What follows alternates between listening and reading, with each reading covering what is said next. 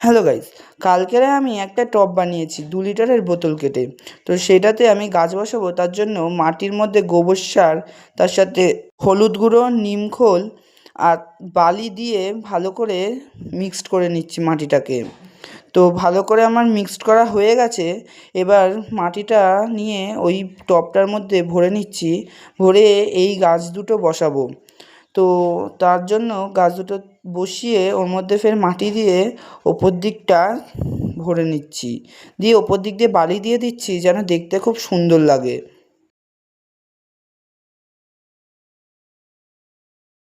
তো বসানো হয়ে গেছে, এইটা এবার এক সাইডে রেখে এই সবুজ রঙের ভাঙা কাপটা নিচ্ছি, ওর মধ্যে আমি একটা গাছ বসাবো। এটা হলো কোলিয়াস ট্রি। তো ওই কোলিয়াস গাছটাই বসালাম, বসিয়ে এর ওপর দিয়েও আমি বালি দিয়ে দিচ্ছি যেন দেখতে সুন্দর লাগে। তো তার মধ্যে জল দিয়ে নিচ্ছি। দেওয়ার পর তোমাদেরকে আমি 1 সপ্তাহ পর এর আপডেট দেবো। আর বাইরের দিক দিয়ে আমি দেখাচ্ছি, দেখো এই গাছটাকে কি সুন্দর লাগছে।